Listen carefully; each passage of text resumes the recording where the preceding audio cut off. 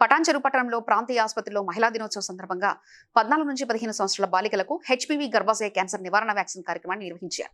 ఈ కార్యక్రమాన్ని ఎమ్మెల్యే గూడెం మహిపాల్ రెడ్డి ప్రారంభించారు. Medical superintendent doctor Chandrashekar, doctor Netravanti, deputy DMHO doctor Naganirmala మాట్లాడుతూ బాలికలు సరైన వయసులో హెచ్పివి టీకా తీసుకుంటే భవిష్యత్తులో సర్వైకల్ క్యాన్సర్ నుంచి రక్షణ పొందవచ్చని తెలిపారు.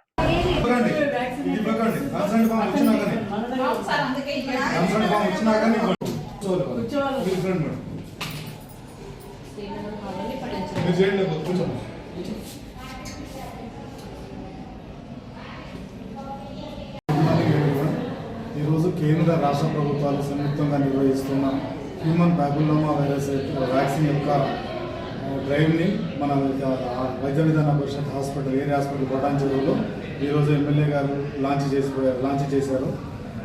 దీనివల్ల 14 నుంచి 15 సంవత్సరాల వయసు గల ఆడపిల్లలు ఫస్ట్ డోసులో లబ్ధి పొందాలి. ఖచ్చితంగా అందరూ దీన్ని అవగాహన కల్పించుకొని వ్యాక్సిన్ తీసుకోవాలి.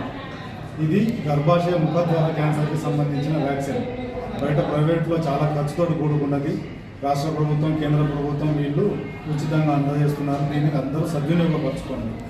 అందరికీ, ఆడపిల్లలకి అందరికీ ఉపయోగపడుతుంది. ఇక్కడ మన హాస్పిటల్లో 1 మంత్ వరకు డ్రైవ్ ఉంటుంది. 1 మంత్ వరకు ఇస్తారు. ఇక్కడ మన పటాన్చెరు హాస్పిటల్లో అందరూ వినియోగించుకోండి. నేను డాక్టర్ నేత్రావతి అండి, యూపీఎస్సీ మెడికల్ ఆఫీసర్.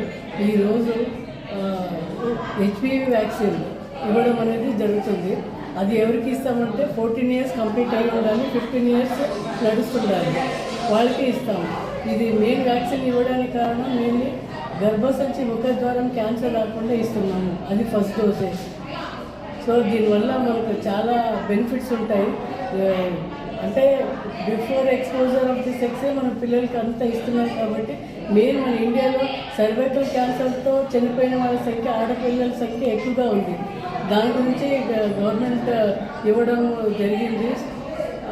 దీన్ని తీసుకునే తర్వాత ఏమి సైడ్ ఎఫెక్ట్స్ అయితే ఏమి ఉండదు. సో హాఫ్ అన్ అవర్ ఇచ్చిన తర్వాత హాఫ్ అన్ అవర్ ఇక్కడ కూర్చోబెట్టే పంపిస్తున్నాము. రిజిస్ట్రేషన్ అయిపోయింది లాస్ట్ ఇయర్ కదా. కన్సెంట్ వచ్చినాక రిజిస్ట్రేషన్ ఫామ్ వాపస్ ఇస్తారు వ్యాక్సినేషన్.